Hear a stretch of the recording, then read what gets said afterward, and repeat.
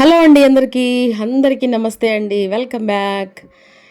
So ఈరోజు ఒక మంచి వీడియోతో మీ ముందుకైతే మళ్ళీ వచ్చేసానండి. బయట వాతావరణం చాలా చల్లగా ఉందనమాట. మార్నింగ్ టైం అయితే వర్షం అయితే పడిందండి. సో ఇకైతే పిల్లలు స్కూల్కి వెళ్ళిపోయారు. ఆయనకి క్యారేజీ కట్టేశాను, పిల్లలకి క్యారేజీ కట్టేసేసాను. ఇక అంతా అయిపోయిందనమాట. సో ఇక ఎందుకో వాతావరణం చల్లగా ఉంది. చక్కగా పండుగప్ప చేప అయితే మన ఇంట్లో ఉంది కదా అని చెప్పేసి అని పండుగప్ప వంకాయ కర్రీ వండుదామని చెప్పేసాను. అయితే ఇక అన్ని సామాన్లని తీసైతే రెడీగా పెట్టుకున్నానండి.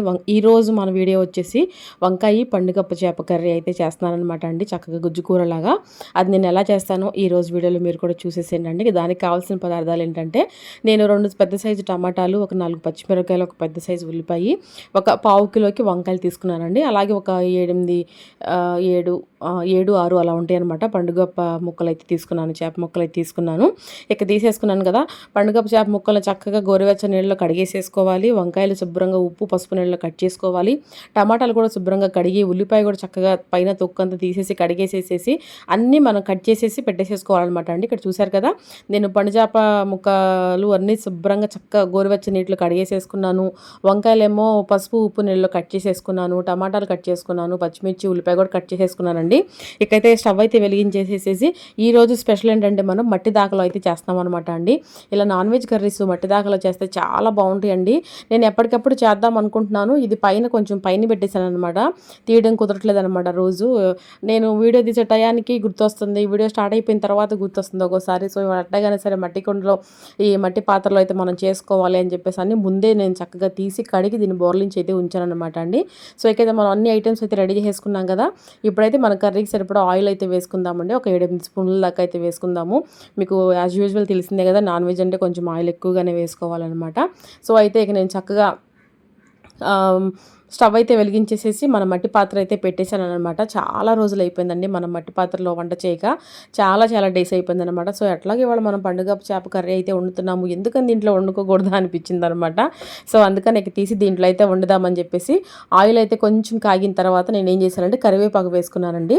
కరివేపాకు వేసుకొని అది కొంచెం జస్ట్ కొంచెము నూనెలో వేగుతుంది అని అనుకున్నప్పుడు మనం ఏం చేద్దామంటే మనం ముందే శుభ్రంగా కడిగి పెట్టుకున్న పండు చేప ముక్కలు ఉన్నాయి కదండి.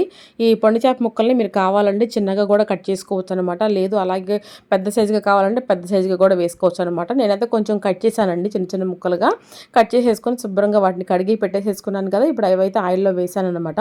ఇప్పుడు ఆ చేపలు అనేవి మనకి చక్కగా వేగాలన్నమాట అండి. కరివేపాకు మీకు తెలిసిందే కదండి, కరివేపాకు వేస్తే ఎక్కువ వాసన అనేది రాదు అనమాట అండి.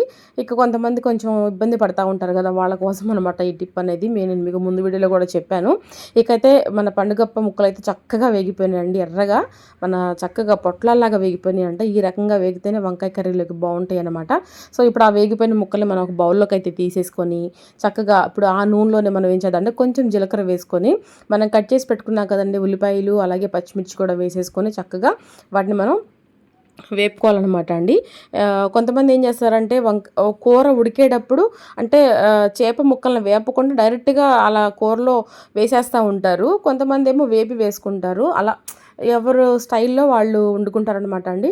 నేనైతే ఆల్మోస్ట్ అన్ని కర్రీస్లో చేప ముక్కలు వేపే వేస్తానండి. నేను అలా మధ్యలో కూర సగం ఉడికిన తర్వాత వేయడము, అలా పచ్చి వేయడం నాకు అస్సలు ఇష్టం ఉండదనమాట. అంటే ఒక్కొక్కళ్ళు ఒక టైప్లో వండుకుంటారు. మనమైతే ఈ టైప్లో వండుతాం అనమాట. సో అయితే మనకు చక్కగా ఇక్కడ ఉల్లిపాయ ముక్కలు అయితే చక్కగా ఎర్రగా మగ్గిపోయినాయండి. ఉల్లిపాయలు పచ్చిమిరపకాయలు మనం చక్కగా ముందే కట్ చేసి పెట్టుకున్న వంకాయ ముక్కలు పసుపు ఉప్పు నీళ్ళలో వేస్తే వంకాయ ముక్క అనేది కండ్రెక్కదనమాట అండి. సో ఇది మీరు గుర్తుపెట్టుకోండి. చక్కగా ఉప్పు పసుపు నీళ్ళలో మనం వంకాయ ముక్కలు వేసుకొని కొంచెం లేట్ అయినా సరే మనకి ముక్క అనేది కండ్రెక్కదు, మనకు వంకాయ కూడా ఫ్రెష్గా ఉంటుందన్నమాట. ఇప్పుడు మనం ఏం చేద్దామంటే ఉల్లిపాయలు పచ్చిమిరపకాయలు వేగిపోయినాయి కదా, ఇప్పుడు మనం వంకాయ ముక్కలు కూడా డైరెక్ట్గా వేసేసుకుందాము. నాకు వంకాయ కూర అంటే ప్రాణం అండి, అది మీకు తెలిసిందే, నేను ముందు వీడియోలో కూడా మీకు చెప్పాను కదా. సో నాకు అసలు అదిగాక వంకాయలో పండుగప్ప చేప అసలు ఇక్కడ కాంబినేషన్ మీరే ఆలోచించండి ఎలా ఉంటుందో. అసలు ఎక్సలెంట్గా మాట్లాడాల్సిన పనే లేదు, అంత బాగుంటుందన్నమాట. సో అయితే నేను వంకాయ ముక్కలన్నీ చక్కగా వేసేసుకొని ఆ కర్రీకి సరిపడా ఉప్పు అయితే వేస్తున్నానండి. ఉప్పు నేను ఒక్క స్పూన్ వేసి కొంచెం వేసాను, ఎందుకంటే మనకి ఆల్రెడీ చేపలో ఉప్పు ఉంటుంది కాబట్టి మనం తగ్గించి వేసుకుంటే బెటర్ అనమాట. అదే ఎక్కువ వేసామనుకోండి అంటే చేప ముక్కలో ఉప్పు ఎక్కువైపోయి కర్రీలో ఉప్పు ఎక్కువైపోయి మనం తినలేమన్నమాట. సో అడ్జస్ట్ చేసుకొని వేసుకోండి. సో ఉప్పు వేసిన తర్వాత నేను కర్రీకి సరిపడా పసుపు కూడా వేసేసుకున్నాను. పసుపు అంత ఆరోగ్యమో మీకు తెలిసిందే కదా, కొంచెం ఎక్కువ అయిపోయింది కదా అనే బాధ కూడా మీరు పడాల్సిన పని ఏం లేదండి. పసుపు కొంచెం ఎక్కువైనా ఏం ప్రాబ్లం లేదండి, మనకి హెల్త్కి చాలా మంచిదనమాట అది. సో ఒక పసుపు ఉప్పు వేసేసిన తర్వాత చక్కగా కలిపేసేసుకొని దీన్ని ఇప్పుడు మనం పైనుంచి కిందకి కింద నుంచి పైకి చక్కగా కలుపుకోవాలన్నమాట. అదరా బెదరా కాకుండా చక్కగా నీట్గా కలుపుకొని మనము ఉల్లిపాయ ముక్కలు అలాగే మన పచ్చిమిర్చి ఇవన్నీ ఆ వంకాయ ముక్కలకి పట్టేలాగా వేసిన ఉప్పు పసుపు పట్టేలాగా కలిపేసేసుకొని ఒక 2 సెకండ్లు మనం మూత అయితే పెట్టేసేసుకొని కొంచెం మగ్గిన తర్వాత తీసి ఒక్కసారి తిప్పుకుందామండి. ఎందుకంటే మట్టి సట్టి కదా ఇది మనం వండుకునేది, కొంచెం అప్పుడప్పుడు తీసి తిప్పుకుంటా ఉంటే మన కింద అడుగంటకుండా ఉంటుందన్నమాట. సో అది మీరు దృష్టిలో పెట్టుకొని చక్కగా కర్రీ అనేది ప్రిపేర్ చేసుకుంటే బెస్ట్ అనమాట అండి. సో వంకాయ ముక్కలు కొంచెం వేగిపోయినాయి కదా, ఇప్పుడు మనం వెంటనే వంకాయ ముక్కలు టైం పట్టదండి, ఎక్కువ ఊరినే వేగిపోతాయి అనమాట. సో ఇక మనం టమాటా ముందే కట్ చేసి పెట్టుకున్న టమాటా ముక్కలు కూడా వేసేసుకుందాము. నేనేం చేశానంటే తొందరలో టమాటా ముక్క ఒకటి పెద్దది కట్ చేయలేదనమాట, అలాగే వేసాను. అదైతే తీసి మళ్ళీ కట్ చేసి వేద్దామని అది పక్కకి తీసాను అనమాట అండి. ఇప్పుడైతే మనం మళ్ళీ చక్కగా కలిపేసేసుకొని అంతా మూత అయితే పెట్టేసేసుకుందామండి. మూత పెట్టేసేసుకొని మగ్గనిద్దాము. ఇటు సైడ్ ఏమో నేను రైస్ కూడా పెట్టేసేసుకున్నానండి, వేడివేడిగా తినొచ్చు అని చెప్పేసి అని. బాస్మతి ఒక గ్లాస్ ఉంటే బియ్యం బాస్మతి రైస్ అయితే వండుతున్నాను అనమాట. సో ఇకైతే అటు అన్నం ఉడుకుతుంది, ఇటు కూర కూడా ఉడికిపోతుంది అనమాట. టమాటా ముక్కలు బాగా మగ్గిన తర్వాత మనం కారం అనేది యాడ్ చేసుకోవాలండి. టమాటా ముక్కలు మగ్గక ముందే మనం వేసేసుకోవద్దు. సో ఇక చక్కగా ఇలా వండుకొని వేడివేడిగా తింటే చాలా చాలా మంచిదనమాట అండి. సో నాకైతే వంకాయ అసలు ఏమీ వేయకుండా వంకాయ టమాటా అంటే నాకు చాలా ఇష్టం అండి అసలు. అలాంటిది ఇక చేప వేసి వండుతున్నామంటే ఇక ఆ టేస్ట్ ఇక వేరే లెవెల్ ఉంటుందన్నమాట. ఇక సో రైస్ ఉడికిపోతుంది, కర్రీ అయిపోతుంది. మా అను అయితే వదిన అయిపోయిందా తినేసేద్దాము అని చెప్పేసి అని అంటుందన్నమాట. సో ఉడుకుతున్నాయి అని చెప్పేసి అని చెప్పాను. సో ఇటైతే రైస్ ఉడికిపోతుంది, అటైతే కర్రీ ఉడికిపోతుంది అనమాట. ఈరోజు ఒక మంచి మాట ఏం చెప్పుకుందామంటే మళ్ళీ ఒక మంచి మాట ఒక్కొక్క వీడియోలో ఒక మంచి మాట మీతో షేర్ చేసుకోవాలి అనుకుంటున్నానండి. ఒకటి ఏంటంటే ఫ్రెండ్షిప్ అండి. ఫ్రెండ్షిప్ గురించి ఈరోజు మనం మంచి మాట చెప్పుకుందాము. చెప్పుకునే ముందు ఏం చేద్దామంటే ఈ టమాటా ముక్కలు చక్కగా మగ్గిపోయినాయి అనమాట అండి. మగ్గిపోయిన తర్వాత మనం ఏం చేద్దామంటే ఈ వంకాయలు చక్కగా టమాటాలు ఉల్లిపాయలు పచ్చిమిర్చి చక్కగా అన్నీ చూసారు ఎలా మగ్గిపోయినాయో. ఆయిల్ ఎక్కువ వేశారు గంగగారు అని చెప్పేసి అని అనుకుంటారు, ఏం ఎక్కువ అవ్వలేదండి, సరిపోతుందనమాట ఆ వంకాయ కర్రీకి. నాన్ వెజ్ కాబట్టి అది కాక డ్రై ఫిష్ కాబట్టి కొంచెం మనం నూనె ఎక్కువగానే వేసుకోవాలన్నమాట. ఇప్పుడైతే మనం కర్రీకి సరిపడా కారం అయితే వేసేసుకుందామండి. కారం వేసేసుకొని తిప్పేసేసుకొని కొంచెం కొత్తిమీర వేసుకొని కొంచెం ఒక 2 నిమిషాలు మగ్గనిస్తే బాగుంటుందన్నమాట. ఒక మంచి మాట ఏంటంటే స్నేహానికి మించిన మంచి అనుభూతి ఎక్కడా ఉండదు అని అనుకుంటున్నానండి. స్నేహం అంటే నాకు ఒక చిన్న విషయం గుర్తొచ్చింది. నా జీవితంలో నాకు మంచి స్నేహితురాలు అంటే ఇప్పుడు తను లేదండి, తను చనిపోయింది. మంచి స్నేహితురాలు అంటే తనే అని చెప్పి నేను చెప్తాను. చాలా మంచి స్నేహం అండి మాది. అసలు ఎలాంటి స్నేహం అంటే మా ఇంట్లో ఏం జరిగినా తను వచ్చేది, తన ఇంట్లో ఏం జరిగినా నేను వెళ్ళేదాన్ని. మా ఇద్దరి బాండింగ్ ఎలా ఉండేదంటే ఒక అక్క చెల్లెలకి ఉన్న బాండింగ్ కూడా కాదండి, ఇంకా అంతకంటే ఎక్కువ అనమాట. సో ఈరోజు ఆ స్నేహం గురించి నేను చెప్పే మాట ఏంటంటే నిన్ను నమ్మిన స్నేహితుని నువ్వు ఎప్పుడు మోసం చేయొద్దు. అలాగే తను నమ్మిన నిన్ను కూడా తను మోసం చేయకుండా ఉండే ఫ్రెండ్షిప్ నువ్వు చేయాలని చెప్పేసి నేను మనస్ఫూర్తిగా అయితే కోరుకుంటున్నానండి. స్నేహం వాల్యూని తగ్గించొద్దు, స్నేహానికి గౌరవం ఇవ్వండి, అలాగే స్నేహితుల్ని గౌరవించండి. మీకోసం తన విషయాలు నీతో షేర్ చేసుకుంటూ అలాగే నీ విషయాలు తనతో షేర్ చేసుకుంటున్నావు అంటే మీ ఇద్దరి మధ్య ఉండే బాండింగు ఎంత బాగుంటుంది అనేది మీరిద్దరూ అర్థం చేసుకొని మీ స్నేహాన్ని ఎప్పుడూ కాపాడుకుంటారని నేను అందరు స్నేహితులు కాపాడుకుంటారని మనస్ఫూర్తిగా అయితే కోరుకుంటున్నానండి.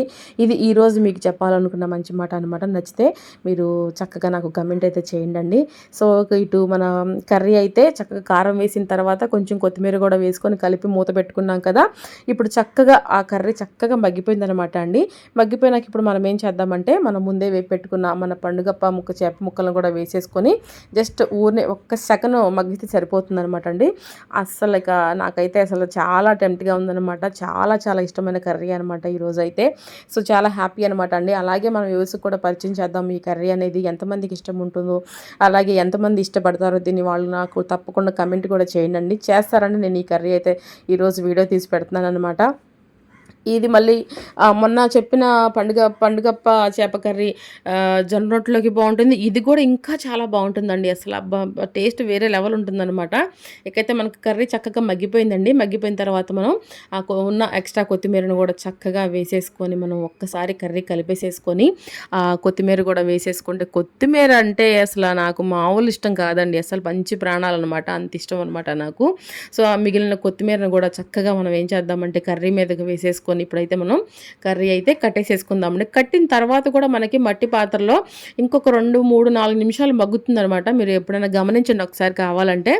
కట్టేసేసి మనం అయితే మూత అయితే పెట్టేసేసుకుందామండి. ఒక 2, 3 నిమిషాలు మనం దాన్ని కదిపించుకొని అలా వదిలేసేస్తే చక్కగా ఎంతో టేస్టీగా మన పండుగప్ప చేప కర్రీ అయితే రెడీ అయిపోతుందనమాట అండి.